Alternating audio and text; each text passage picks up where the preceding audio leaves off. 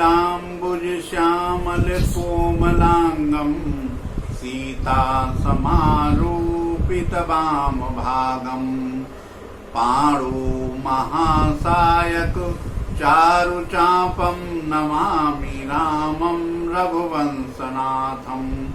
आज हम बताएंगे कि श्री भरत जी अपने भ्राता श्री रामचंद्र जी को बुलाने के लिए वन को जाने को तैयार है। एक भरत जी को गुरु जी का आदेश हुआ राजा बनने को, माताओं का भी आदेश हुआ, पिता का मरण हो गया और इसके पश्चात मंत्रियों की मंत्रणा में सबने कहा महाराज भरत आपको राज तिलक करा के अयोध्या के राज पद पर आसीत हो जाना चाहिए।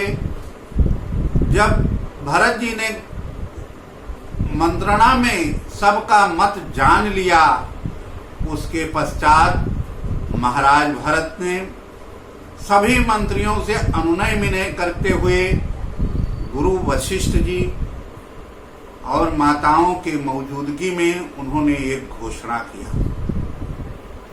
किया कि मैं वन को जाऊंगा राम जी को मनाने के लिए। राम के बगैर मैं अयोध्या का राजा नहीं बन सकता। यह राज तो राम जी का है, मेरा नहीं है। और हम अपने राज तिलक के सामग्रियों के साथ कल सुबह वन के लिए प्रस्थान करेंगे और जिसे भी चलना चाहे वो सब तैयार होकर सुबह चले। हमारे साथ चतुरंगिनी सेना भी जाएगी क्योंकि राजा राम का राज तिलक वन में होगा और उसी समय से उनकी सुरक्षा में चतुरंगिनी सेना हो जाएगी। इसलिए चतुरंगिनी सेना जाना जरूरी है। दूसरे दिन गुरु वशिष्ठ जी, माता अरुंधति, तीनों माताएं कौशल्या, सुमित्रा और कैकेयी, साथ में सारे मंत्रीगण चल दिए। साथ में अयोध्यावासी भी हैं और पहला निवास उन्होंने तमसा नदी के किनारे किया। पहली रात का विश्राम किया। दूसरी रात का विश्राम उन्होंने गोमती नदी के तट पर किया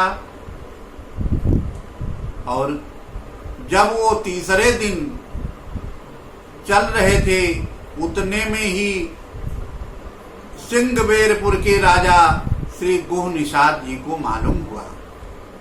उन्हें यह ज्ञात हुआ कि चतुरंगिनी सेना के साथ महाराज भरत आ रहे हैं।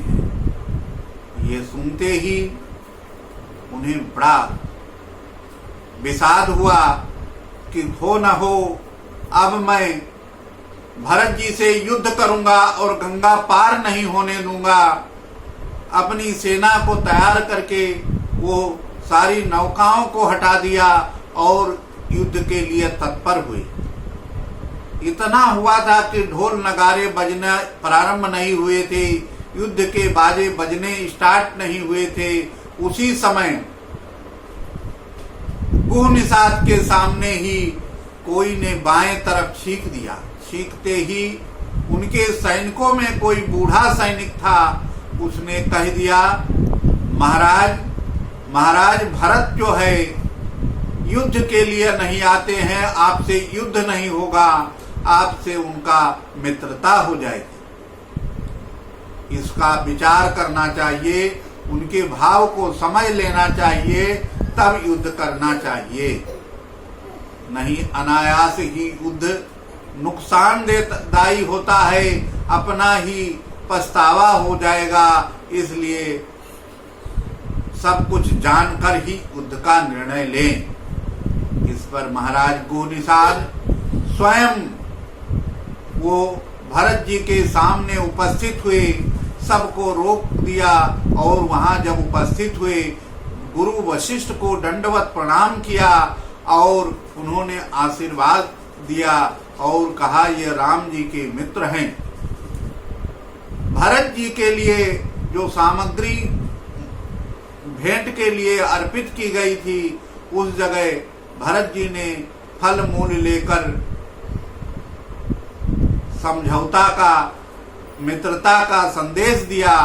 इस पर भरत जी को वशिष्ठ जी ने कहा, हे भरत, ये गो निषाद राम जी के मित्र हैं, इनसे मित्रता स्थापित करिए और यह तुम्हारी सहायता भी करेंगे। ऐसा कहकर ये जानते हैं कि ये राम जी के मित्र हैं, उनसे गले मिलकर गो निषाद से प्रेम व्यवहार किया।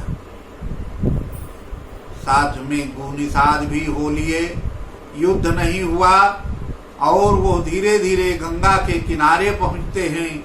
और गंगा तीसरे पहर में जब गंगा जी के पहुंचते हैं और गंगा पार करने के जब इधर आते हैं तो वहां पर प्रयागराज का स्नान करके भरत जी और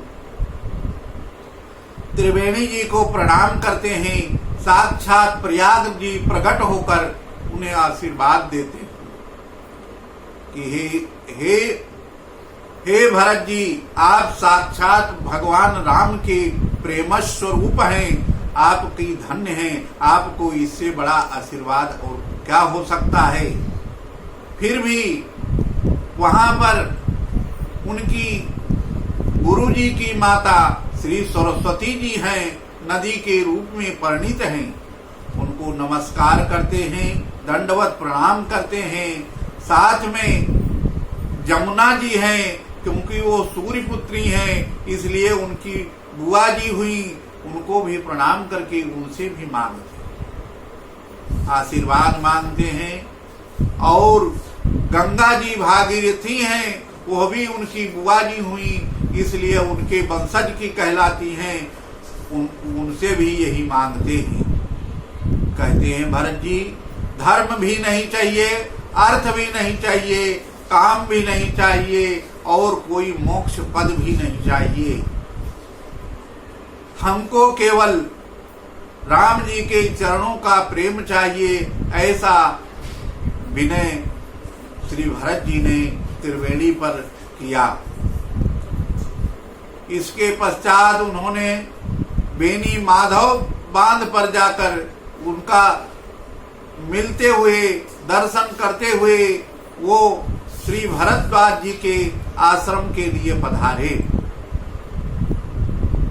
जैसे भरद्वाज जी ने सुना कि श्री भरत जी आए हैं और उनको लेने के लिए वो तुरंत उत्पर हुए और भरत जी को वहां पर अपने आश्रम में गए। जय सिया राम।